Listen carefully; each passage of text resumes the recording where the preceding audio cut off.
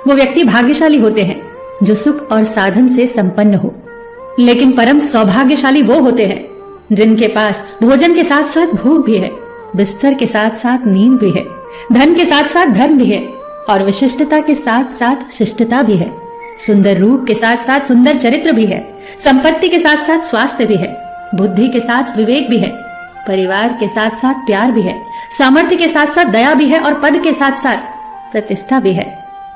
आप सब परम सौभाग्यशाली बने, यही मनोकामना है।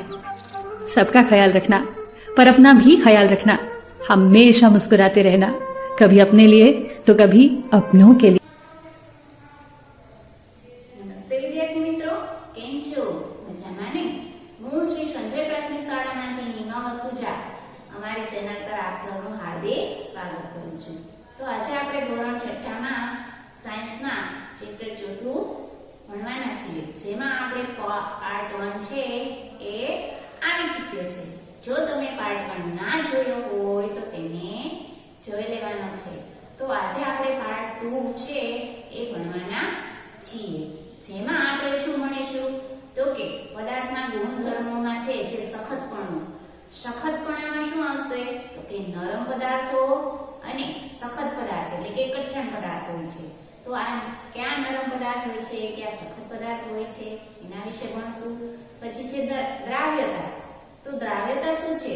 જે પાણીમાં સારી રીતે મિશ્રિત થઈ જાય છે, એટલે કે પાણીમાં દ્રાવ્ય પદાર્થ, અને જે પાણીમાં મિશ્રિત થતી નથી એટલે કે પાણીમાં દ્રવ્ય પદાર્થ નથી। આ દ્રવ્યતા વિશે ભણીશું। પછી છે પારદર્શકતા। તો પારદર્શકતામાં શું હશે તો કે પારદર્શક પદાર્થ, અપારદર્શક પદાર્થ અને પારભાષક પદાર્થ। આના વિશે આપણે ભણીશું।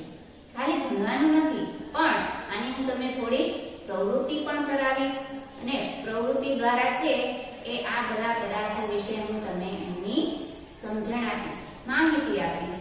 પણ આગળ હું જે પ્રવૃત્તિ કરાવીશ એ પ્રવૃત્તિ છે એ તમારે પણ કરવાની છે, અને એનો 60 સેકન્ડ જેટલો વિડિયો છે નાનો ક્લિપ બનાવી અને મને મારા સ્કૂલના WhatsApp પર સેન્ડ કરવાની છે, અને લાસ્ટમાં જે સ્વાધ્યાય આવે છે એનું હોમવર્ક કરી અને મને WhatsApp માં એ પણ સેન્ડ કરવાનું છે।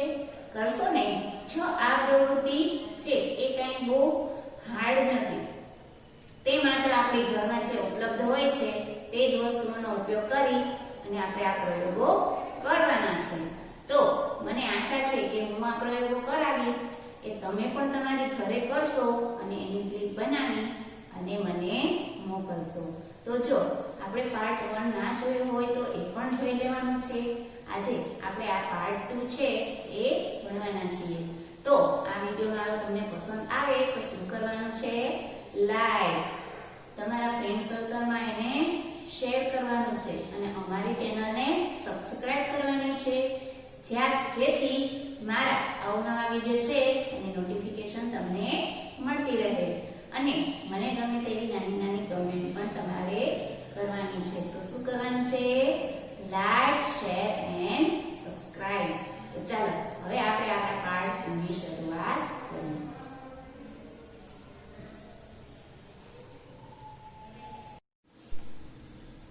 તો વિદ્યાર્થી મિત્રો, ચાલો આપણે આપણા ચેપ્ટરની શરૂઆત કરીએ, એટલે કે પાર્ટ 2 માં આપણે પદાર્થના ગુણધર્મોમાં આગળ ભણી ચૂક્યા છીએ, જેમાં દેખાવ છે એના વિશે ભણી ગયા છીએ, અને આપણે તેમાં પ્રવૃત્તિ 1 અને 2 પણ કરી છે।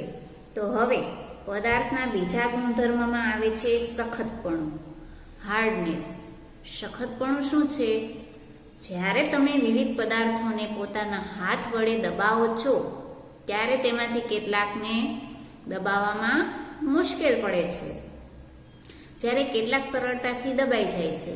તો ધાતુની એક ચાવી લઈ તેનાથી લાકડા અથવા તો એલ્યુમિનિયમ, પથ્થરનો ટુકડો, ખીલી, મીણબત્તી, ચોક કે અન્ય કોઈ પદાર્થ છે અથવા તો વસ્તુની સપાટી પર ઘસરકો કરવાનો પ્રયત્ન કરો, એટલે કે ઘસવાનો પ્રયત્ન કરો। તમે કેટલાક પદાર્થો પર સરળતાથી ઘસરકો કરી શકો છો, જ્યારે કેટલાકને સરળતાથી ઘસરકો કરી શકતા નથી. અમુક એવા પદાર્થો હોય છે જેને આપણે સરળતાથી ઘસી શકીએ છીએ અને અમુક એવા પદાર્થ હોય છે જેને આપણે સરળતાથી ઘસી શકતા નથી. એ પદાર્થને જે સરળતાથી દબાવી શકાય અથવા તો તેના પર ઘસરકો પાડી શકાય તેને નરમ પદાર્થ કહે છે. કોને નરમ પદાર્થ કહે છે? કે જે પદાર્થને સરળતાથી દબાવી શકાય અથવા તો તેના પર ઘસરકો પાડી શકાય તેને નરમ પદાર્થ કહે છે. અને જ્યારે અન્ય પદાર્થો જેને દબાવવાનું મુશ્કેલ હોય તેને કઠોર એટલે કે સખત પદાર્થ કહે છે. ઉદાહરણમાં જોઈએ તો રૂ અને વાદળી એ નરમ હોય છે, જ્યારે લોખંડ છે એ સખત હોય છે. તો તમને ખ્યાલ આવી ગયો હશે કે સખતપણું છે તો સખતપણામાં બે પદાર્થો હોય છે, નરમ અને કઠોર એટલે કે સખત પદાર્થ. તો નરમ પદાર્થ કેવા હોય છે? તો કે રૂ છે, વાદળી છે. અને સખત પદાર્થ તો લોખંડ છે, એલ્યુમિનિયમ છે. આવા સખત કઠોર પદાર્થ જોવા મળે છે. દેખાવે પદાર્થમાં વિભિન્ન ગુણો હોઈ શકે, જેમ કે ચળકતા, કઠોરતા, ખરબચડાપણું અને લીસાપણું. તો શું તમે અન્ય ગુણો વિશે વિચારી શકો કે જે કોઈ પદાર્થના દેખાવનું વર્ણન કરતા હોય છે? એવા વિભિન્ન ગુણ પણ હોય છે પદાર્થમાં. એમાં ચળકતા એટલે કે ચમક, કઠોરતા એટલે સખતપણું, પછી ખરબચડું હોય છે, લીસાપણું હોય છે. તો આવા છે એ પદાર્થોમાં વિભિન્ન ગુણ જોવા મળે છે. પછી આવે છે તેમાં દ્રાવ્ય અથવા તો અદ્રાવ્ય. દ્રાવ્યતા એટલે દ્રાવ્ય એટલે શું? તો કે એ પાણીમાં છે પદાર્થ મિશ્રિત થાય છે. અને અદ્રાવ્ય શું છે? તો તે પાણીમાં મિશ્રિત થતો નથી. તેમાં આપણે એક પ્રવૃત્તિ કરવાના છીએ. પ્રવૃત્તિ નંબર 4. કેટલાક ઘન પદાર્થો જેમ કે ખાંડ, મીઠું, ચોકનો પાવડર, રેતી અથવા તો લાકડાનો વહેર, તો એ આપણે વસ્તુ છે એકત્રિત કરવાની છે, ભેગી કરવાની છે. કાચના પાત્રમાં આપણે પ્યાલો કે બીકર અથવા તો બીકર હોય તો બીકર, પ્રત્યેક પાત્રમાં લગભગ 2/3 ભાગનું પાણી ભરવાનું છે. તો પ્રથમ આપણે પાત્રમાં કેટલી માત્રામાં ચમચી ભરીને ખાંડ નાખવાની છે, ખાંડ બીજામાં મીઠું, તેવી જ રીતે અન્ય પાત્રમાં બીજી વસ્તુઓ ઉમેરો. પહેલા પાત્રમાં તમારે ખાંડ અથવા તો મીઠું બંનેમાંથી એક વસ્તુ ઉમેરવાની છે. જ્યારે બીજા પાત્રમાં શું ઉમેરવાનું છે? તો કે ચમચી પછી પ્રત્યેક પાત્રમાં નાખેલી વસ્તુ છે એને ચમચી વડે હલાવવાની છે. થોડોક સમય સુધી રાહ જુઓ. પાણીમાં ઉમેરેલા આવા પદાર્થનું શું થાય છે તેનું અવલોકન આપણે આકૃતિ 4.4માં તમારા અવલોકનોની કોષ્ટકમાં 4.3 બતાવ્યું છે. આપણને આ 4.4માં છે એ આ પ્રવૃત્તિ બતાવેલી છે. જ્યારે તેનું અવલોકન છે એ આપણે 4.3માં જે આ કોષ્ટક છે એનું અવલોકન આપેલું છે. આપણે આ પ્રવૃત્તિ દ્વારા શું શીખ્યું, શું જોયું એ આપણે આ નીચેના કોષ્ટકમાં લખવાનું છે. તો ચાલો હવે આપણે આ પ્રવૃત્તિ કરીએ. તો વિદ્યાર્થી મિત્રો જુઓ, અહીં મેં 2 બીકર લીધા છે. તો વિદ્યાર્થી મિત્રો અહીં મેં બીકરમાં 2 બીકર લીધા છે. તેમાં એક સમાન થોડી માત્રામાં પાણી લીધું છે. અહીં કોમન સોલ્ટ એટલે કે આપણે ઘરમાં જે વાપરતા હોય છે રસોઈમાં એ સોલ્ટ એટલે કે મીઠું લીધું છે. અને થોડું છે એ છોલ લીધો છે પેન્સિલનો. તો હવે આપણે એક બીકરમાં નિમક નાખશું, સોલ્ટ. જુઓ, હા, આપણે પહેલા બીકરમાં છે એ થોડું સોલ્ટ લીધું છે. હવે આપણે બીજા બીકરમાં છે એ પેન્સિલનો છોલ ઉમેરશું. હવે કયો પદાર્થ છે એ પાણીમાં દ્રવ્ય છે અને કયો પદાર્થ છે એ પાણીમાં મિશ્રિત થતો નથી.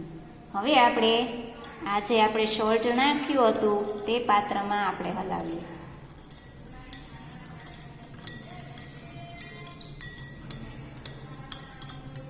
જુઓ, આપણે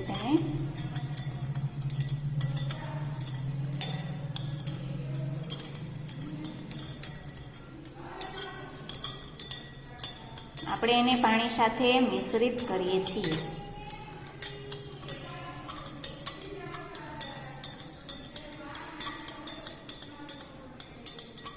હવે આપણે જેમાં લાકડાનો વહેર નાખ્યો હતો છોલ, એને પણ આપણે હલાવીએ.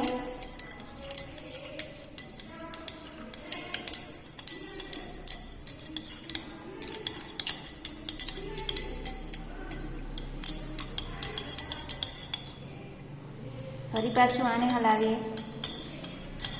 જુઓ, આપણે આ પાત્રને જેમાં આપણે સોલ્ટ ઉમેરેલું હતું તેમાં તમને દેખાય છે કંઈ? જે પાત્રમાં આપણે સોલ્ટ એટલે કે મીઠું ઉમેરેલું છે એને પાણી સાથે સરખી રીતે આપણે મિશ્રિત કરેલું છે. તો તમે જુઓ આ બીકરને નજીકથી, પાણીમાં છે એ તે સરખી રીતે મિશ્રિત થઈ ચૂક્યું છે.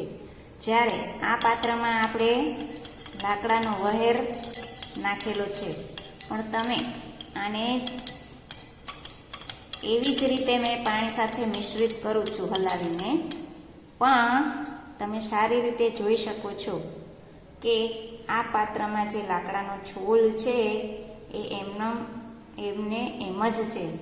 એટલે તો આપણે કહી શકીએ કે સળકો છે, નિમક છે, પછી ખાંડ છે, તો એ પદાર્થ છે પાણીમાં દ્રાવ્ય છે એમ કહી શકાય ને. જ્યારે આ પદાર્થ છે પાણીમાં સરખી રીતે મિશ્રિત થતો નથી અને ઘણા સમય સુધી પાત્રમાં હલાવવાથી પણ અદૃશ્ય થતો નથી. તો એને શું કહેવાય છે? તો કે આ પદાર્થ છે પાણીમાં અદ્રાવ્ય છે. આ પ્રવૃત્તિ પરથી આપણને જાણવા મળે છે કે આમાં નિમક ઉમેરેલું છે ને, તો તમે સંપૂર્ણપણે જોઈ શકો છો કે એ મિશ્રિત થઈ ગયું છે અને અદ્રશ્ય પણ થઈ ગયું છે. આપણે નિમક જ્યારે ઉમેરતા હતા આ પાત્રમાં ત્યારે આપણને એમાં સારી રીતે નિમક જોઈ શકતા હતા. હવે અત્યારે આપણે આ પાત્ર જોઈએ તો એમાં નિમક ક્યાંય દેખાય છે? નથી દેખાતું, એ અદ્રશ્ય થાય છે. જ્યારે આ પાત્રમાં આપણે છોલ નાખેલો છે તો એ છોલ ઘણા સમય હલાવવા છતાં પણ અદ્રશ્ય થતું નથી. તો એનો મતલબ એવો થયો કે આ પદાર્થ છે એ પાણીમાં અદ્રશ્ય, આ પાણીમાં છે એ દ્રાવ્ય છે, જ્યારે આ પદાર્થ છે એ પાણીમાં દ્રાવ્ય નથી, એ અદ્રશ્ય પણ થતું નથી. તો આ પ્રવૃત્તિ પરથી આપણને તારણ થાય છે કે આપણે નિમક અને મીઠું છે એ પાણીમાં સારી રીતે મિશ્રિત થઈ જાય છે, જ્યારે છોલ છે એ સરખી રીતે મિશ્રિત થતો નથી. જ્યારે તો એમ પણ કહી શકીએ કે મીઠું અને ખાંડ પાણીમાં દ્રાવ્ય છે, જ્યારે આપણે રેતી છે, ચોકનો ભૂકો છે, લાકડાનો વહેર છે એ પાણીમાં દ્રાવ્ય નથી. મીઠું ને ખાંડ છે એ પાણીમાં સંપૂર્ણપણે અદ્રશ્ય થઈ જાય છે, જ્યારે બીજી વસ્તુ, બીજા પદાર્થ જેમ કે રેતી છે, ચોકનો ભૂકો છે, લાકડાનો વહેર છે એ પાણીમાં અદ્રશ્ય થતું નથી. તો ચાલો હવે આપણે આપણા પાઠ તરફ આગળ વધીએ. તો આપણે 4.4માં દ્રશ્ય અને અદ્રશ્ય વિશે જોઈ. આપણે લાઈવ પ્રવૃત્તિ દ્વારા જોઈ ચૂક્યા છીએ કે પાણીમાં છે પદાર્થ દ્રાવ્ય છે. ક્યાં? તો કે મીઠું અને ખાંડ. એ પાણીમાં દ્રાવ્ય છે. જ્યારે આપણે છોલ નાખ્યો હતો લાકડાનો, એ પાણીમાં દ્રાવ્ય નથી, એ અદ્રશ્ય છે. જ્યારે મીઠું છે એ પાણીમાં છે, એ શું થાય છે તો કે એ અદ્રશ્ય થઈ જાય છે. તો અહીં આપણે 4.3માં ઘન પદાર્થ અને પાણીમાં મિશ્રિત કરવા, અહીંયા પદાર્થ આપેલા છે આપણને, અને પાણીમાં અદ્રશ્ય થાય છે કે અદ્રશ્ય થતા નથી. મીઠું છે તો મીઠું છે શું થયું, તમને પ્રવૃત્તિ દ્વારા ખ્યાલ આવી જ ગયો હશે કે મીઠું છે તો કે એ પાણીમાં સંપૂર્ણપણે અદ્રશ્ય થઈ જાય છે. ખાંડ છે તો ખાંડ પણ પાણીમાં સંપૂર્ણપણે અદ્રશ્ય થઈ જાય છે. જ્યારે રેતી છે તો એ પાણીમાં અદ્રશ્ય થતી નથી. પછી ચોકનો પાવડર છે તો એ પણ પાણીમાં અદ્રશ્ય થતો નથી. લાકડાનો વહેર છે તો એ પણ પાણીમાં અદ્રશ્ય થતો નથી. આ પ્રવૃત્તિ છે એ સાવ સહેલી છે. તમારી ઘરે બીકર ના હોય તો કાંઈ નહીં, તમે પ્યાલા લઈ લો. પ્યાલામાં સરખે ભાગે પાણી લેવાનું છે. એકમાં તમારે ખાંડ નાખવાની છે, બીજામાં તમારે રેતી છે. તો રેતી તો તમારી ઘરની આસપાસ પણ તમને મળી શકે છે, તો ચોક પાવડર છે એ પણ મળશે. અને મેં જેમ લાકડાની વહેરની જગ્યાએ પેન્સિલનો છોલ લીધો, એવી રીતે તમે પણ પેન્સિલનો છોલ છે એનો ઉપયોગ કરી શકો છો. તો આ પ્રવૃત્તિ છે એ તમે ઘરે તમારે 60 સેકન્ડમાં કરી તેનો વિડીયો ઉતારી અને મને સ્કૂલના વોટ્સઅપમાં સેન્ડ કરવાનો છે. તો આ પ્રવૃત્તિ દ્વારા આપણને શું નિર્ણય મળે છે તો કે મીઠું અને ખાંડ છે એ પાણીમાં દ્રાવ્ય છે, જ્યારે રેતી, ચોકનો ભૂકો અને લાકડાનો વહેર છે એ પાણીમાં દ્રાવ્ય નથી. તો આ કોષ્ટકમાં પણ તમારે આવી જ રીતે લખવાનું છે કે એ અદ્રશ્ય થાય છે કે થતા નથી. તમે એ જોશો કે કેટલાક પદાર્થ છે પાણીમાં સંપૂર્ણપણે અદ્રશ્ય થઈ ગયા અથવા તો ઓગળી ગયા એમ પણ કહી શકીએ, અને આપણે આ પદાર્થ પાણીમાં દ્રાવ્ય છે એવું કહી શકીએ. જે પાણીમાં છે એ સંપૂર્ણપણે અદ્રશ્ય થાય છે, ઓગળી જાય છે, એ પદાર્થ પાણીમાં દ્રાવ્ય છે. જ્યારે અન્ય પદાર્થો છે એ પાણીમાં મિશ્રિત થતા નથી અને ઘણા સમય સુધી પાત્રમાં હલાવવાથી પણ અદ્રશ્ય થતા નથી. તો આ પદાર્થો પાણીમાં અદ્રવ્ય છે એમ આપણે કહી શકીએ છીએ. જો આપણે બીજા પાત્રમાં આપણે છોલ નાખ્યો હતો, તેને આપણે ઘણા સમય સુધી હલાવતા પણ હતા, પણ ઘણા સમય હલાવવા છતાં પણ એ પાણીમાં મિશ્રિત થયો નહીં અને અદ્રશ્ય પણ થયો નથી. તો આમ આપણે કહી શકીએ કે આ પદાર્થ છે એ પાણીમાં અદ્રાવ્ય છે. તો ચાલો હવે આપણે આગળ જોઈએ કે પાણી ઘણા બધા પદાર્થોને પોતાનામાં દ્રાવ્ય કરતું એટલે કે ઓગાળતું હોવાથી આપણા શરીરના કાર્યોમાં તેની મહત્વપૂર્ણની ભૂમિકા રહેલી છે. શું તમે પ્રવાહી પણ પાણીમાં દ્રાવ્ય છે? પ્રવાહી છે એ પણ પાણીમાં દ્રાવ્ય છે. તો આવું જાણવા માટે આપણે પ્રવૃત્તિ 5 કરવી પડશે, જેમાં આપણને ખ્યાલ આવશે કે પ્રવાહી છે એ પણ પાણીમાં દ્રાવ્ય છે કે નથી. તો આપણે કેટલાક પ્રકારના છે પ્રવાહી લઈશું અને તેને પાણીમાં મિશ્રિત કરીશું. તો એ પાણીમાં મિશ્રિત થાય છે કે નથી થતું.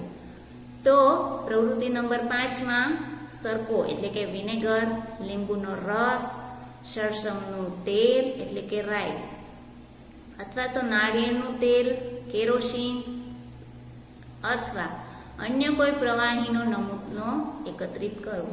આ કદાચ તમારી પાસે ના હોય, વિનેગર છે, લીંબુનો રસ તો મળી જ જાય તમને, પણ રાઈનું તેલ કદાચ ન હોય, તો તમે જેટલી નમૂનામાં પ્રવાહી એકત્રિત કરી શકો એટલી જ કરવાની છે. તો કાચનું એક પાત્ર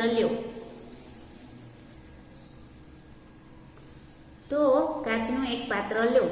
તેને અડધો સુધી પાણીથી ભરી દો અને હવે તેમાં ચમચી ભરીને કોઈ પ્રવાહી ઉમેરો અથવા તો બરાબર હલાવવાનું છે. હવે તેને 5 મિનિટ સુધી રાખી મૂકો. પ્રવાહી પાણી સાથે ભળી ગયું કે નહીં તેનું અવલોકન કરો. એ આપણે આકૃતિ 4.5માં જોશું. અને તમને જેટલા વધારે અન્ય પ્રવાહી ઉપલબ્ધ હોય તો તેના સાથે આ પ્રયોગ કરો અને તમારા તારણો છે એ કોષ્ટક 4.4માં લખવાના છે. એટલે કે અહીં આપણે 4.5 છે એમાં આકૃતિ આપેલી છે. તો એમાં કેટલાક પ્રવાહી પાણીમાં સારી રીતે મિશ્રિત થાય છે અને બીજા મિશ્રિત થતા નથી. તો ચાલો એ પ્રવૃત્તિ આપણે લાઈવ કરીશું. તો વિદ્યાર્થી મિત્રો, આપણે આ બે કાચના છે એ પાત્ર લીધા છે જેને બીકર કહેવામાં આવે છે. આ બંને બીકરમાં મેં પાણી લીધું છે. પછી આ પ્યાલામાં મેં લીંબુનો રસ લીધો છે જો, અને આ પ્યાલામાં મેં કેરોસીન લીધું છે. તો આપણે લીંબુનો રસ અને કેરોસીન છે એ પાણીમાં ઉમેરી લઈએ. જુઓ, આ છે એ લીંબુનો રસ હું પાણીમાં ઉમેરું છું.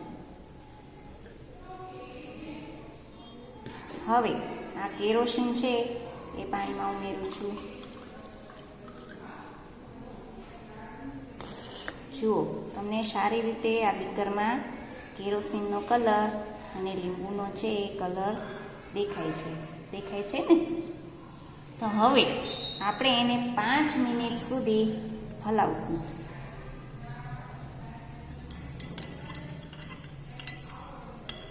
તમે ચમચી દ્વારા પણ આ પાણીમાં છે એ હલાવી શકો છો.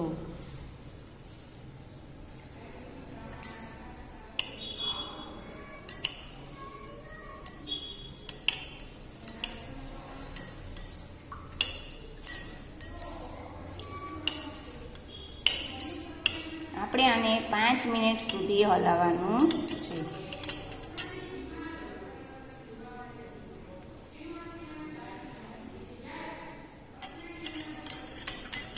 હવે આપણે આ કેરોસીન નાખેલું જે પાત્ર છે એને સારી રીતે 5 મિનિટ સુધી હલાવશું.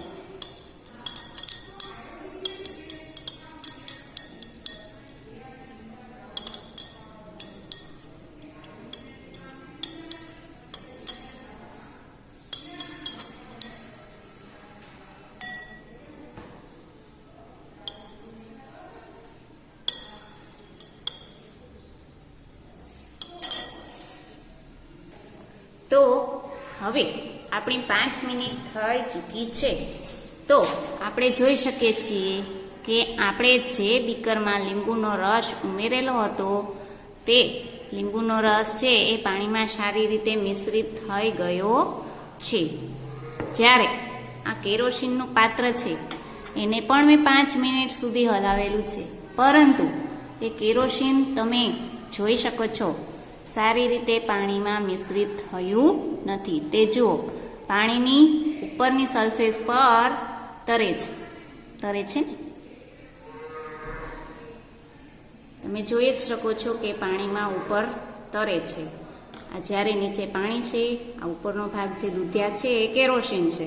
તો કેરોસીન છે એ પાણીમાં મિશ્રિત થતું નથી. જ્યારે આ લીંબુનો રસ છે એ તમને ક્યાંય અલગ દેખાય છે? એ પાણીમાં સારી રીતે મિશ્રિત થઈ ચૂક્યું છે. લીંબુનો રસ છે આપણે પાણીમાં નાખ્યો હતો એ સારી રીતે મિક્સ થયો છે અને આ કેરોસીન છે એ પાણીમાં મિશ્રિત થયું નથી.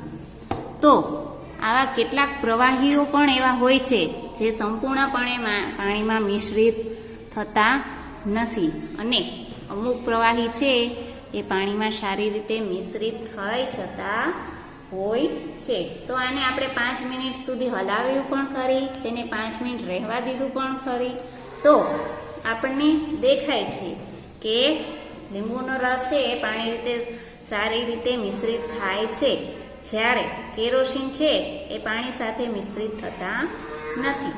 તો આપણે કહી શકાય કે લીંબુનો રસ છે એ પાણીમાં દ્રાવ્ય છે, જ્યારે કેરોસીન છે એ પાણીમાં દ્રાવ્ય નથી. તેથી તે પાણી અને પ્રવાહીનું અલગ સ્તર થાય છે.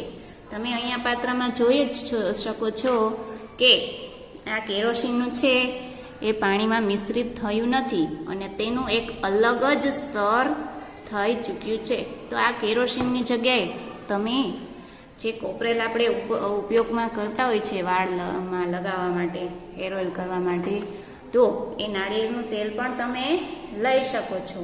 તો આ પ્રવૃત્તિ દ્વારા આપને ખ્યાલ આવે છે કે આ પ્રવાહી છે એ પાણીમાં મિશ્રિત થાય છે, જ્યારે કેટલાક બીજા પ્રવાહી છે એ પાણીમાં મિશ્રિત થતા નથી.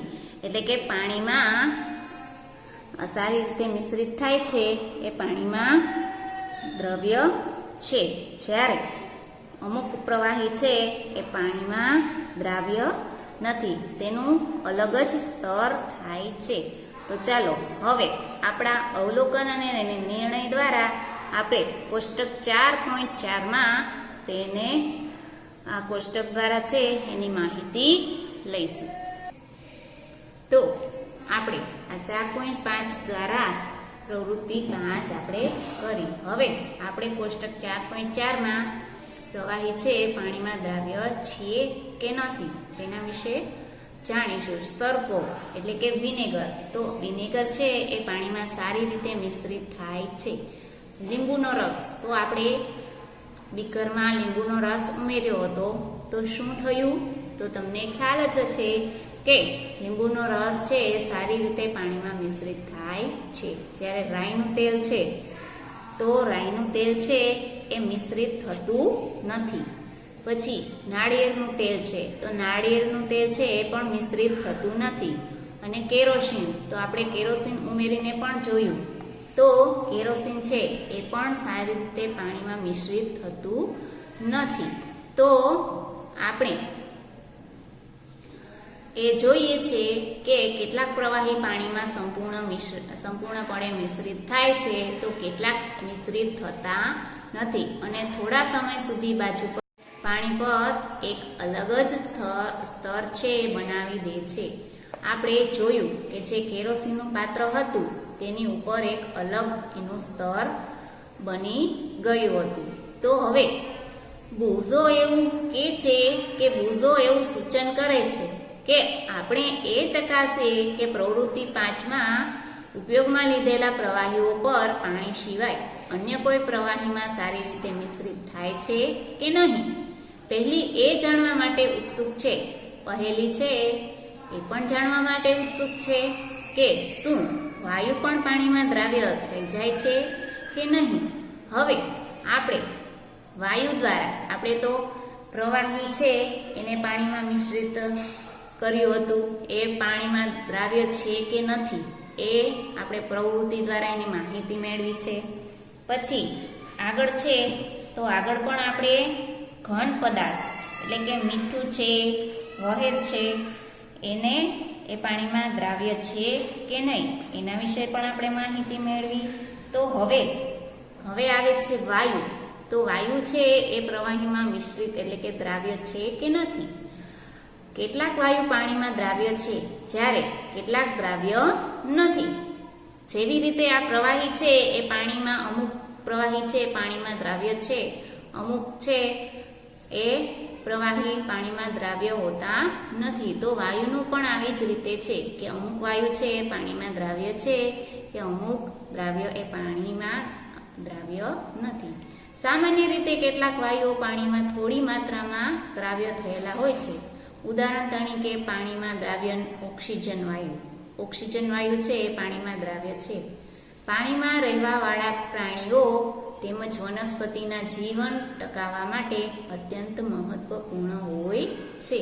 આ ઓક્સિજન વાયુ છે એ પાણીમાં દ્રાવ્ય છે એટલા માટે છે પાણીમાં પ્રાણીઓ, માછલી છે, મગર છે, એ બધા પ્રાણીમાં અંદર રહેતા હોય છે ને, અને વનસ્પતિ છે એને પણ પોતાના જીવન ટકાવવા માટે આ અત્યંત મહત્વનો વાયુ છે. તેમજ મનુષ્ય માટે પણ આ વાયુ છે એ મહત્વનો છે. તો હવે આપણે જોઈએ કે વસ્તુઓ પાણીમાં તરે છે અથવા તો ડૂબી જાય છે.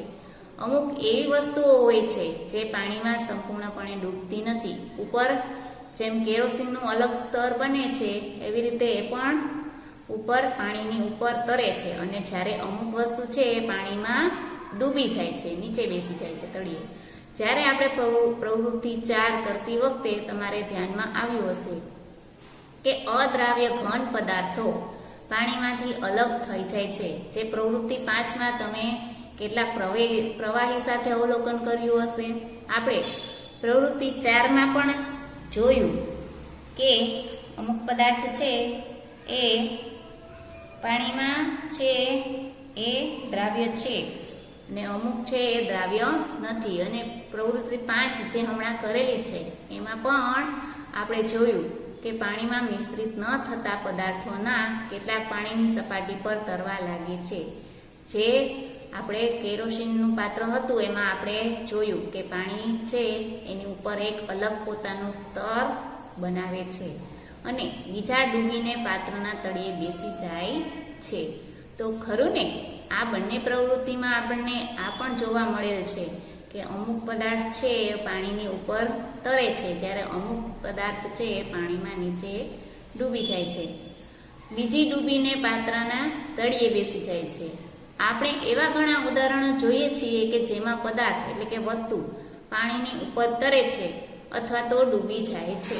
એ આપણે આકૃતિ 4.6માં કોઈ તળાવના પાણીની સપાટી પર પડેલા વનસ્પતિના સુકાયેલા પર્ણો, કાંકરા કે તમે તળાવમાં ફેંકો છો ને. ક્યારેક આપણે પાણીમાં નદીએ જતા હોય છીએ તો આપણે, અને ખાસ કરીને બાળકો એટલે કે છોકરાઓ તો તરત જ એવું કરે છે કે હાથમાં કાંકરા લઈ અને પાણીમાં ફેંકે છે.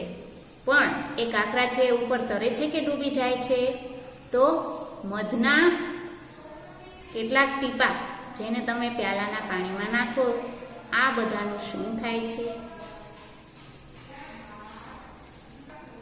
તો મધના ટીપા છે પાણીની પ્યાલામાં નાખીએ તો શું થાય છે? તો બુઝો ઈચ્છે છે કે તમે તેને પાણી પર તરતી ને પાણીમાં ડૂબી જતી વસ્તુઓના 5 ઉદાહરણ આપો. આ જ પદાર્થો તેલ જેવા અન્ય પ્રવાહી તરે છે કે ડૂબી જાય છે તે ચકાસીએ. તો કેવું આ આપણે વસ્તુઓ છે એ લઈ અને ચકાસીએ તો આપણને ખ્યાલ આવશે કે કયા પદાર્થો છે પાણીમાં તરે છે અને કયા પદાર્થો છે એ પાણીમાં ડૂબી જાય છે. તો ચાલો એ પ્રવૃત્તિ હું તમને લાઈવ કરીને બતાવું છું કે કેટલાક પદાર્થો પાણીમાં તરે છે અને કેટલાક પદાર્થો છે એ પાણીમાં ડૂબી જાય છે. તો ચાલો આપણે પ્રવૃત્તિ કરીએ. તો વિદ્યાર્થી મિત્રો, અહીં મેં એક બીકરમાં થોડું પાણી ભરેલું છે. પછી તેમાં આપણે પ્રવૃત્તિ કરવા માટે થોડીક વસ્તુ એકત્રિત કરી છે, જેમાં કાંકરો છે, આ ચાવી છે, પછી ખીલી છે અને થોડાક વનસ્પતિના પર્ણો છે. તો ચાલો હવે આપણે આ વસ્તુઓ છે એ પાણીમાં ઉમેરીએ. પહેલાં હું આ ખીલી નાખીશ, પછી આ ચાવી નાખું, પછી છે આ કાંકરો છે એ ઉમેરીએ, પછી આ પર્ણો ઉમેરીએ.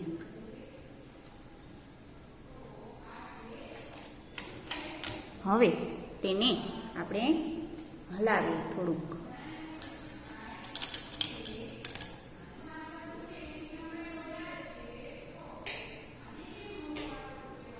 તો શું દેખાય છે તમને કે આ પાત્રમાં છે,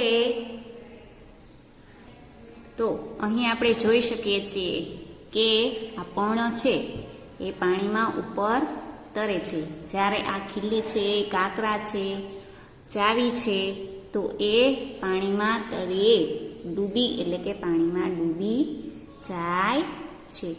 જ્યારે આ પર્ણ છે તો એ પાણીમાં તરે છે. તો આ અમુક પદાર્થો છે, અમુક વસ્તુઓ છે એ પાણીમાં તરે છે અને જ્યારે અમુક વસ્તુઓ છે એ પાણીમાં ડૂબી જાય છે. તો જે પાણીમાં તરતી વસ્તુઓ હોય છે અને પાણીમાં ડૂબી જતી વસ્તુઓ હોય છે એવા ઉદાહરણો છે 5 એ તમારે છે એ મને લખી નોટબુકમાં મેં સ્કૂલના વોટ્સઅપમાં સેન્ડ કરવાના છે.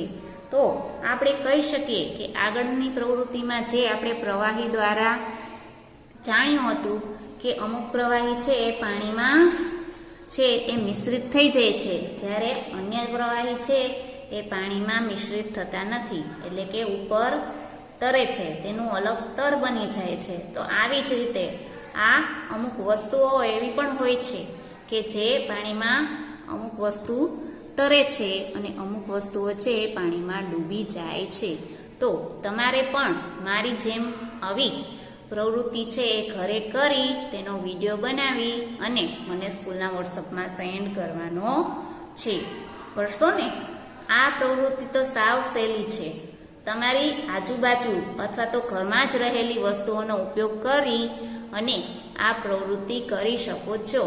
તો આવી પ્રવૃત્તિનો 60 સેકન્ડનો વિડીયો બનાવી અને મને સ્કૂલના વોટ્સઅપમાં સેન્ડ કરવાનો છે. તો ચાલો હવે આપણે આપણા પાઠ તરફ આગળ વધશું.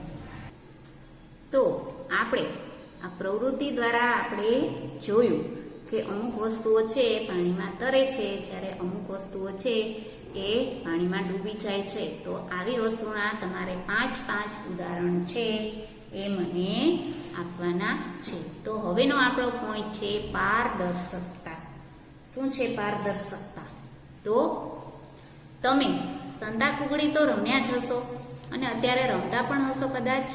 તો એ સ્થાન વિશે વિચાર કરો કે જ્યાં તમે રમત રમતી વખતે સંતાયા હશો કે જેથી તમે બીજાને દેખાઈ ન શકો. તમે છુપાવ છો તો એવી જગ્યાએ છુપાવ છો ને કે જ્યાં તમને દા દેવાવાળો હોય એ વ્યક્તિ જોઈ ના શકે. તો તમે કેમ આવી જગ્યા પસંદ કરો છો? તમે આવા સ્થાનોની જ પસંદગી કેમ કરી? શું તમે કોઈ દિવસ કાચની બારી પાછળ સંતાવાનો પ્રયત્ન કર્યો છે? નહીં ને? કારણ કે એવું કરવાથી તમારા મિત્રો છે એ કાચમાંથી તમને જોઈ અને પકડી લેશે ને. જો તમે કાચની બારીની પાછળ છુપાઈ જાઓ છો તો તમારો જે દા દેવાવાળો મિત્ર છે એને તમે દેખાઈ જશો. તો આ છે આપણે પારદર્શકતા, અપારદર્શકતા અને પારભાષક પદાર્થ, જેનો આપણે પ્રવૃત્તિ દ્વારા પણ અવલોકન કરીશું. જુઓ, અહીં તમને આ 3 બાળકો દેખાય છે. તેમાં આ આપણે કાચ રાખ્યો છે તો એની પાછળ જોઈ શકાય છે? નથી જોઈ શકાતું. પછી આ બીજા નંબરના જે બાળક છે એ ને દેખાય તો છે પણ ધૂંધળું દેખાય છે ને, સરખું આખું ક્લીન દેખાતું નથી. જ્યારે આ કાચનો ટુકડો છે એમાંથી આપને આર પાર દેખાય છે ને. તો આપણે આ પેલા જે પાત્ર છે એને કહી શકાય કે એ અપારદર્શક છે, જેની આર પાર જોઈ શકાતું નથી. પછી આ બીજું છે તો એ પારભાષક છે કે જેમાં આપણે ચોખ્ખું જોઈ શકતા નથી. અને આ ત્રીજું પાત્ર છે એ પારદર્શક છે, જેની આપણે આર પાર જોઈ શકાય છે. તો શું તમે દરેક પદાર્થને આર પાર જોઈ શકો છો? બધા પદાર્થ એવા જ હોય છે કે જેને આપણે આર પાર જોઈ શકાય? તો કે નહીં. એવા પદાર્થો જેમાંથી વસ્તુઓને જોઈ શકાય તેને પારદર્શક કહે છે. શું? તો કે જે પદાર્થોની આર પાર વસ્તુઓને સ્પષ્ટપણે જોઈ શકાય છે તેને પારદર્શક પદાર્થ કહે છે, જેની આજુબાજુ આપણે જોઈ શકીએ છીએ. તો એવા પદાર્થને આપણે પારદર્શક કહીશું. જે આકૃતિ આપણે 4.7માં જોઈશું કે કાચ છે, પાણી છે, વાયુ અને તથા કેટલાક પ્લાસ્ટિકના પદાર્થોના ઉદાહરણો. ધારો કે દુકાનદાર છે એ બિસ્કિટ, મીઠાઈઓ અને અન્ય ખાદ્ય પદાર્થો છે એ કાચ અથવા તો પ્લાસ્ટિક જેવા પારદર્શક પાત્રોમાં રાખવાનું વધારે પસંદ કરે છે, જેથી ખરીદનારને આ વસ્તુ છે એ સરળતાથી જોઈ શકાય છે. જુઓ, અહીં આપણે આ દુકાનમાં છે ચોકલેટો, બિસ્કિટો છે ને, તો આ બધી વસ્તુઓ છે એ દુકાનદાર શેમાં રાખે છે? તો કે પારદર્શક બોટલમાં. એ જે પ્લાસ્ટિકની પણ બનેલી હોય છે અને કાચની પણ બનેલી હોય છે. તો આવા પાત્રોમાં આ વસ્તુ ભરે છે. શું કામે? કારણ કે જ્યારે આપણે ખરીદી કરવા માટે જઈએ છીએ તો આપણે સરળતાથી આ બરણીમાં જોઈએ કે આપણે કઈ વસ્તુ જોઈએ. ચોકલેટ જોઈએ છે કે બિસ્કિટ જોઈએ છે, કેડબરી જોઈએ છે. તો એનો મતલબ શું થયો કે આ પારદર્શક બોટલો છે, જે દુકાનમાં આપણે ઉપયોગ થાય છે એ પારદર્શક બોટલો છે, જેમાંથી આપણે આર પાર જોઈ શકાય છે. તમે છે એ જ્યારે દુકાન જાઓ છો ત્યારે તમે આ બરણીમાં જોઈ શકો છો ને કે કઈ બરણીમાં કઈ વસ્તુ છે. તો કહેવાનો મતલબ એ છે કે આપણે જે પદાર્થને આર પાર વસ્તુઓને સ્પષ્ટપણે જોઈ શકાય છે તેવા પદાર્થને આપણે પારદર્શક પદાર્થ કહે છે. હવે એનાથી ઉલટું કે કેટલાક એવા પણ પદાર્થ છે જેની આરપાર તમે વસ્તુ જોઈ શકતા નથી, આવા પદાર્થને અપારદર્શક કહે છે. તો આનાથી તદ્દન ઉલટું એટલે કે એવો પદાર્થ છે જેને આપણે આરપાર સ્પષ્ટપણે જોઈ શકતા નથી, આવા પદાર્થને શું કહેવાય છે તો કે અપારદર્શક, જેને આપણે જોઈ શકતા નથી. તો જે પદાર્થને આપણે આરપાર વસ્તુઓને બિલકુલ જોઈ શકતા નથી તેમને અપારદર્શક કહે છે. તો એના કેટલાક આપણે ઉદાહરણો જોઈએ કે તમે તે નથી કહી શકતા કે બંધ લાકડાના બોક્સમાં શું છે, કાર્ડબોર્ડ છે તો એના ખોખામાં શું છે, ધાતુના પાત્રની અંદર શું રાખેલું છે. તો લાકડું, પુઠ્ઠાનું બોક્સ તથા ધાતુ એ અપારદર્શક પદાર્થો છે, એના ઉદાહરણ છે. તો લાકડું છે તો લાકડાના બોક્સમાં અંદર શું છે તમે જોયા વગર કહી શકો? ન કહી શકો. પછી પુઠ્ઠાનું બોક્સ છે તો એની અંદર શું છે એ તમે જોયા વગર કહી શકો નહીં. તો કોઈ પણ ધાતુ છે એ ધાતુને કઈ ધાતુ છે એ આરપાર એની જોઈ શકો? ના જોઈ શકો. તો આ પદાર્થો છે એ અપારદર્શક છે કે જેની આરપાર બિલકુલ જોઈ શકાતું નથી. શું આપણે એ સમજી શક્યા કે કોઈ પણ વસ્તુઓ અથવા તો પદાર્થને કોઈ પણ મૂંઝવણ વગર પારદર્શક અથવા તો અપારદર્શક જૂથમાં વહેંચી શકીએ? આ સમજાવવાથી તમને શું ખબર પડી કે કઈ વસ્તુ પારદર્શક છે અને કઈ વસ્તુ છે એ અપારદર્શક છે? તો આપણે હવે આ પ્રવૃત્તિ છે એ 6 જોઈએ કે એક કાગળની શીટ લો અને તેની આરપાર પ્રકાશિત બલ્બને જુઓ. તમારા અવલોકનની નોંધ કરો. હવે કાગળની શીટની વચ્ચે 2 થી 3 ટીપા તમે તેલના લઈ અને કાગળની શીટ પર ફેલાવી દેવાના છે. તો હવે કાગળના જે ભાગ પર તેલ ફેલાયેલ છે તેમાંથી પ્રકાશિત બલ્બ જુઓ. શું તમને ધ્યાન આવ્યું કે બલ્બ પહેલા કરતા વધારે સારી રીતે દેખાય છે? પરંતુ શું તમે આ ચકાસણી કાગળની આરપાર પ્રત્યેક વસ્તુઓ સ્પષ્ટ જોઈ શકો છો? કદાચ નહીં. એવા પદાર્થો કે જેમાંથી વસ્તુઓને જોઈ શકાય પરંતુ સ્પષ્ટ નહીં તેને પારભાસક કહે છે. હું તમને આગળ પ્રવૃત્તિ કરાવીશ, પણ તે પહેલા હું તમને કહું કે પારભાસક કોને કહે છે? કે જેની આરપાર છે એ આપણે સ્પષ્ટપણે જોઈ શકાતું નથી. એ વસ્તુ આપણને દેખાય તો છે પણ ચોખ્ખી દેખાતી નથી. તો તેને પદાર્થને આપણે પારભાસક કહી શકાય કે જે પદાર્થોની આસપાસ આરપાર વસ્તુઓને જોઈ શકાય પણ સ્પષ્ટપણે નહીં તેવા પદાર્થને આપણે પારભાસક પદાર્થ કહે છે. તો ખબર પડી ને વિદ્યાર્થી મિત્રો કે પારદર્શક કોને કહે છે? તો કે પારદર્શક એટલે કે વસ્તુ છે એ આરપાર આપણે જોઈ શકીએ સ્પષ્ટપણે, તેને પારદર્શક કહે છે. પછી અપારદર્શક છે. તો અપારદર્શક કોને કહેવામાં આવે છે? કે પદાર્થને આપણે આરપાર છે એ બિલકુલ જોઈ શકતા નથી, તેને અપારદર્શક કહે છે. અને પારભાસક કોને કહે છે? કે જે પદાર્થને છે એ આપણે પદાર્થની આરપાર છે એ વસ્તુ જોઈ તો શકાય છે પરંતુ સ્પષ્ટપણે નહીં, તો એ પદાર્થને આપણે પારભાસક કહીશું. તો શું તમે પારભાસક પદાર્થોના અન્ય ઉદાહરણો વિચારી શકો છો? આમ આપણે પદાર્થને અપારદર્શક, પારદર્શક તથા પારભાસકના જૂથમાં વહેંચી શકે. પહેલું સૂચન કરે છે પહેલી. પહેલી છે એ આપણને સૂચન કરે છે કે કોઈ અંધારી જગ્યાએ ટોર્ચના કાચને તમારી હથેળી વડે ઢાંકો. ટોર્ચની સ્વિચ ચાલુ કરી હથેળીની બીજી બાજુ અવલોકન કરો. તે એ જાણવા માંગે છે કે શું તમારી હથેળી અપારદર્શક છે, પારદર્શક છે કે પારભાસક છે. તો આ પહેલી આપણને સૂચન કરે છે કે તમે ટોર્ચની આગળ છે તમારો હાથ મૂકો અને પછી જુઓ કે એ પારદર્શક છે, અપારદર્શક છે કે પારભાસક છે. તો આપણે આ પ્રવૃત્તિ દ્વારા પારદર્શક, અપારદર્શક અને પારભાસકની સમજૂતી મેળવીએ. તો વિદ્યાર્થી મિત્રો, ચાલો પારદર્શક, અપારદર્શક અને પારભાસકની હું તમને પ્રવૃત્તિ દ્વારા માહિતી આપું. આ છે સ્લાઇડ, કાચ, આ છે અરીસો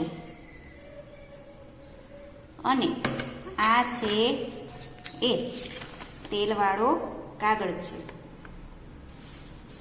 તો પારદર્શક વસ્તુ છે આ સ્લાઇડ છે, તો તમે જોઈ શકો છો.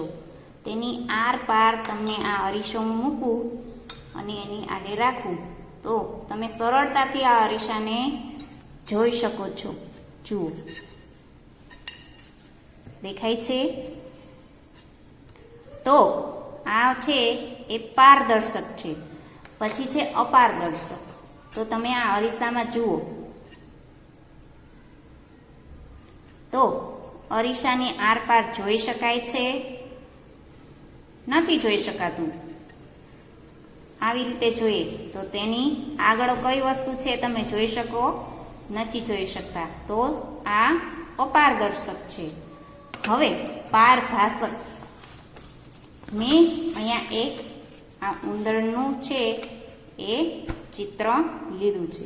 હવે આપણે આ કાગળ તેની ઉપર રાખી દઈએ તો તમે સ્પષ્ટપણે જોઈ શકતા નથી કે આ ઉંદરનું ચિત્ર છે. તે જુઓ, આવી રીતે તમે હું રાખું તો તમે ક્લીન રીતે જોઈ શકો છો કે આ ઉંદરનું ચિત્ર છે. પણ જેવો આ હું આડે રાખું છું તો તમે આ સ્પષ્ટપણે જોઈ શકો નહીં. તો આ પારભાસક પદાર્થ કહેવામાં આવે છે. તો આ પ્રવૃત્તિ દ્વારા તમને શું ખ્યાલ આવ્યો કે આ પદાર્થ છે, અરીસો છે, એ અપારદર્શક પદાર્થ છે. જ્યારે આ કાચ છે તેની આર પાર જોઈ શકાય છે, એટલા માટે એ પારદર્શક પદાર્થ છે. અને આ અપારદર્શક પદાર્થ છે કે જેની આર પાર આપણે જોઈ શકતા નથી. અને આ કાગળ છે એ પારભાસક છે કે તેની આપણે આરપાર જોઈ તો શકીએ છીએ પણ સ્પષ્ટપણે જોઈ શકતા નથી. તો હવે તમને ખ્યાલ આવી ગયો ને કે અપારદર્શક કોને કહે છે, પારદર્શક કોને કહે છે અને પારભાસક કોને કહે છે. કે જે પદાર્થની આરપાર વસ્તુઓ સ્પષ્ટપણે જોઈ શકાય તેને પારદર્શક પદાર્થ કહે છે. જે પદાર્થને આરપાર વસ્તુઓ બિલકુલ જોઈ શકાતી નથી તેને અપારદર્શક પદાર્થ કહે છે. અને જે પદાર્થની આરપાર વસ્તુઓ જોઈ શકાય છે પણ સ્પષ્ટપણે નહીં તેને પારભાસક પદાર્થ કહે છે. તો ચાલો હવે પાછા આપણે આપણા પાઠ તરફ આગળ વધીએ. તો આપણે પ્રવૃત્તિ દ્વારા શીખ્યા કે પારદર્શક, અપારદર્શક અને પારભાસક કઈ વસ્તુ કહેવાય. હવે આપણે શીખ્યા કે પદાર્થ છે પોતાને ભિન્ન દેખાવ હોય છે તથા તેની પાણી કે અન્ય પ્રવાહીમાં મિશ્રિત થવાથી તે રીત અલગ અલગ હોય છે. પાણીમાં પણ મિશ્રિત થવાની રીત છે એ અલગ હોય છે. તે પાણીમાં તરે કે ડૂબી શકે છે અથવા તો પારદર્શક, અપારદર્શક કે પારભાસક હોઈ શકે છે. તો પદાર્થોની જૂથની વહેંચણી તેઓના ગુણોની સમાનતાઓ અને ભિન્નતાઓની આધારે કરી શકાય છે. તો તમને ખ્યાલ આવી જ ગયો કે આપણે પદાર્થોની વહેંચણી છે તે તેના ગુણની સમાનતા અને ભિન્નતાને આધારે કરી શકાય છે. આપણને પદાર્થોને જૂથમાં વહેંચવાની આવશ્યકતા કેમ પડે છે? તો કે રોજબરોજના જીવનમાં આપણે પ્રાપ્ય પદાર્થોની જૂથ વહેંચણી આપણી સુવિધા માટે કરીએ છીએ. આપણે પદાર્થોની વહેંચણી શું કામે કરીએ? રોજના જીવનમાં છે તેનો ઉપયોગ થતો હોય છે અને આપણી સુવિધા માટે, આપણી ફેસિલિટીઝ માટે આપણે તેની વહેંચણી કરીએ છીએ. ઘરમાં આપણને આપણી વસ્તુઓનો સંગ્રહ સામાન્ય રીતે એવી રીતે કરીએ છીએ કે તે એક જેવી વસ્તુઓ એકસાથે રાખેલ હોય. આવા પ્રકારની વ્યવસ્થા આપણને સરળતાથી તેને શોધી શકીએ છીએ. આ જ રીતે દુકાનદાર બધા જ પ્રકારના બિસ્કિટને પોતાની દુકાનના એક ખૂણામાં રાખે છે. બધા સાબુને એક અલગ જગ્યાએ રાખે છે, જ્યારે અનાજ અને કઠોળને કોઈ અન્ય સ્થાન પર રાખે છે. જો આ બિસ્કિટ છે, સાબુ છે, અનાજ છે એ બધું ભેગું કરી દઈએ તો શું થાય? તો તમે એ સરળતાથી વિચારી જ શકો છો કે આ બધું ભેગું રાખીએ તો શું થાય? તો દુકાનદાર છે એ બિસ્કિટ અલગ રાખે છે, સાબુને પણ અલગ રાખે છે અને અનાજને અને કઠોળને પણ અલગ અલગ સ્થાને રાખે છે. તો આ પ્રકારના જૂથ બનાવવાનો બીજો પણ ફાયદો થાય છે કે પદાર્થોને આ પ્રકારે જૂથમાં વહેંચીને તેઓના ગુણોથી અભ્યાસ કરવાનું અને આ ગુણોમાં કોઈ પણ પેટર્નનું અવલોકન કરવાનું સુવિધાજનક બને છે. તે વિશે વધારે અભ્યાસ આપણે આગળના ધોરણમાં કરીશું. તો આ પ્રકરણ છે, ચેપ્ટર છે, તેમાંથી આપણને શું જાણવા મળ્યું કે આપણે વસ્તુને જૂથમાં શું કામે વહેંચવામાં આવે છે? જો આપણે રસોડાની વસ્તુઓ છે એ રસોડામાં જ રાખીએ છીએ ને, તો કદાચ એ હોલમાં રાખે તો શું થાય? પણ આ શક્ય બને નહીં. રસોડાના વાસણ છે એ રસોડામાં હોય છે, પછી આપણે ટીવી છે, એવી બધું વસ્તુઓ છે ઇલેક્ટ્રોનિક, એ હોલમાં રાખીએ છીએ ને.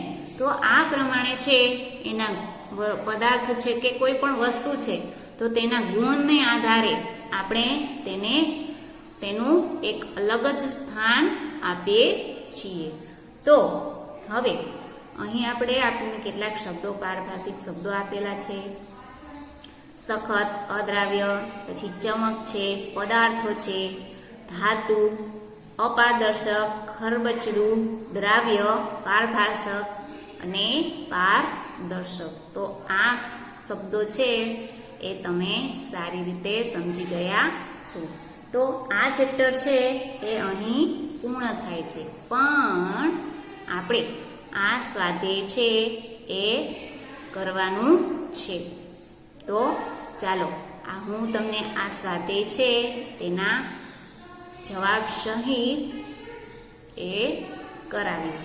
તો અહીં પહેલા પ્રશ્નમાં આપણે લાકડામાંથી બનાવવામાં આવતી 5 વસ્તુ, પછી ચળકતા પદાર્થની પસંદગી કરી અને તેને અલગ જૂથમાં બનાવવાના છે. પછી વસ્તુઓ અને પદાર્થ એ કઈ વસ્તુઓ છે કે આ પદાર્થમાંથી બનેલી છે તેને આપણે સારી રીતે સાથે જોડવાના છે. પછી અહીંયા ખરા ખોટા કરવાના છે અને વસ્તુઓને પદાર્થના નામ આપેલા છે તે પ્રકારે આપણે એને અલગ છે કરવાના છે. તો અહીં આપણે 2 જૂથમાં તેને અલગ કરવાના છે, ગોળાકાર અને અન્ય, પછી ખાવા લાયક અને બિન ખાવા લાયક. આ બંને જૂથોમાં છે એ આપણે પદાર્થોની વહેંચણી કરવાની છે. તો તમે જાણતા હોય કે પાણીમાં તરે એવી વસ્તુની યાદી અને તેને તપાસ કરી અને કેરોસીન અથવા તો તેલ પર તરે છે. તો આવી વસ્તુઓની યાદી પણ તમારે બનાવવાની છે જે કે પાણીમાં તરે છે એવી. તો આ તેલ છે, કેરોસીન છે, એ શું થાય છે તો કે પાણીમાં તરે છે. તો આવી બીજી વસ્તુઓની યાદી તમારે કરવાની છે. પછી આ અસંગત વસ્તુઓ છે એને દૂર કરવાની છે, જે આમાંથી અલગ પડે છે જૂથમાંથી, એ વસ્તુઓને આપણે એના ઉપર ચોકડી કરીશું. તો ચાલો હવે હું તમને છે એ આ સ્વાધ્યાય કરાવીશ. તો વિદ્યાર્થી મિત્રો, ચાલો હું તમને સ્વાધ્યાય કરાવું, જેમાં આપણે લાકડામાંથી બનાવવામાં આવતી 5 વસ્તુના નામ લખવાના છે, જેમાં મેં પેલા ખુરશી, ટેબલ, કાળું પાટિયું, બારી, બારણું અને ઘોડિયું. તો આ 6 વસ્તુ છે શેમાંથી બને છે?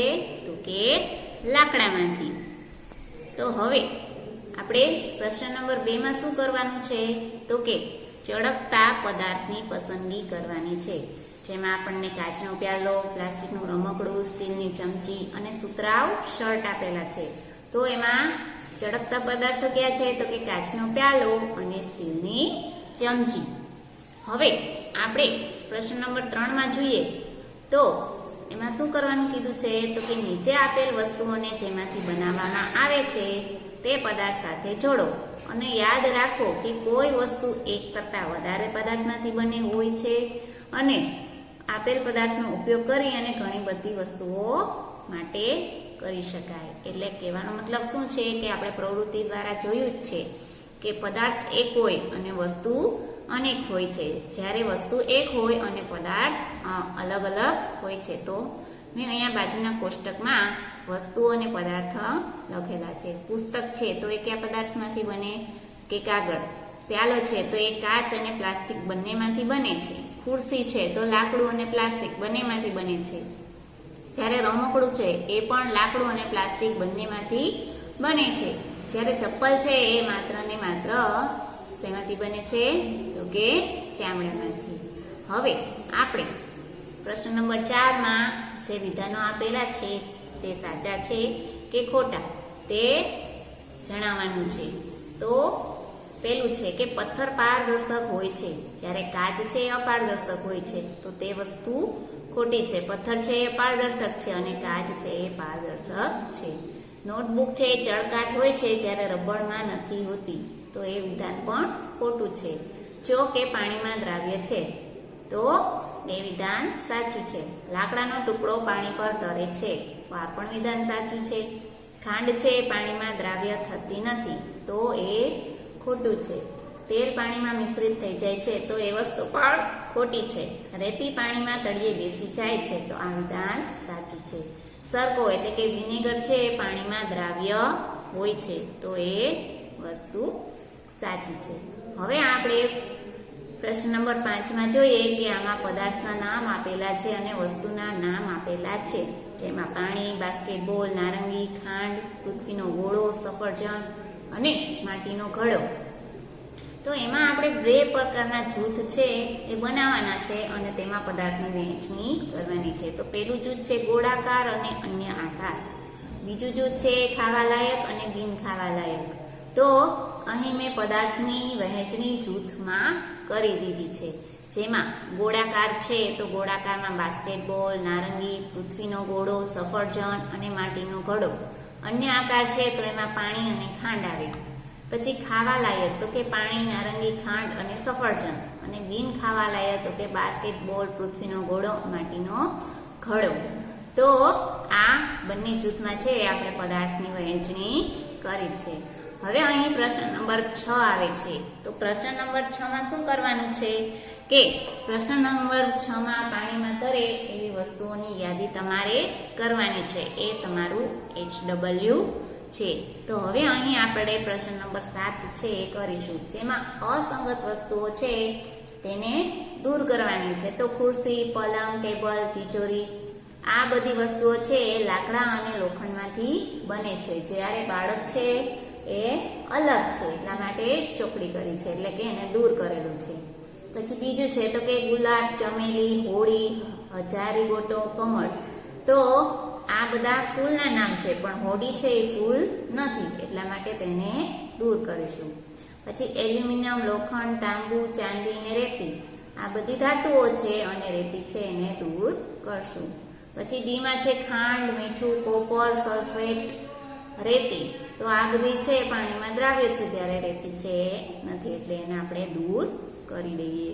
તો વિદ્યાર્થી મિત્રો, અહીં છે એ આપણું ચેપ્ટર પૂર્ણ થાય છે. મને આશા છે કે આ ચેપ્ટર છે એ સારી રીતે તમને સમજાઈ ગયું હશે. તો મારો વિડીયો છે તમારે સ્ટાર્ટિંગથી લાસ્ટ સુધી જોવાનો છે અને તેમાં જે પ્રવૃત્તિ આવી છે એ પ્રવૃત્તિ તમારે પણ તમારી ઘરે કરવાની છે. તો આ પ્રવૃત્તિનો તમારે ઘરે કરી તેનો વિડીયો બનાવી એટલે કે 60 સેકન્ડની અંદર તમારે આ વિડીયો બનાવી અને મને સ્કૂલના વોટ્સએપમાં સેન્ડ કરવાનો છે. અને આ સ્વાધ્યાય છે એ પણ તમારે નોટબુકમાં લખી અને એનો ફોટો પાડી અને મને વોટ્સએપમાં સેન્ડ કરવાનો છે. કરશો ને? તો મારો વિડીયો જો તમારે લાસ્ટ સ્ટાર્ટિંગથી લાસ્ટ સુધી જોઈ તેને લાઈક કરવાની છે, અમારી ચેનલને સબસ્ક્રાઇબ કરવાની છે અને તમારા ફ્રેન્ડ સર્કલમાં છે એ વિડીયોઝને શેર કરવાના છે. અને મને ગમે તેવી નાનકડી કમેન્ટ પણ તમારે કરવાની છે. તો લાઈક એન્ડ સબસ્ક્રાઇબ. તો આપણે નેક્સ્ટ ચેપ્ટરમાં મળીએ. ત્યાં સુધી ગુડ બાય. वो व्यक्ति भाग्यशाली होते हैं जो सुख और साधन से संपन्न हो, लेकिन परम सौभाग्यशाली वो होते हैं जिनके पास भोजन के साथ साथ भूख भी है, बिस्तर के साथ साथ नींद भी है, धन के साथ साथ धर्म भी है और विशिष्टता के साथ साथ शिष्टता भी है, सुंदर रूप के साथ साथ सुंदर चरित्र भी है, संपत्ति के साथ साथ स्वास्थ्य भी है, बुद्धि के साथ विवेक भी है, परिवार के साथ साथ प्यार भी है, सामर्थ्य के साथ साथ दया भी है और पद के साथ साथ प्रतिष्ठा भी है. आप सब परम सौभाग्यशाली बने, यही मनोकामना है. सबका ख्याल रखना, पर अपना भी ख्याल रखना. हमेशा मुस्कुराते रहना, कभी अपने लिए तो कभी अपनों के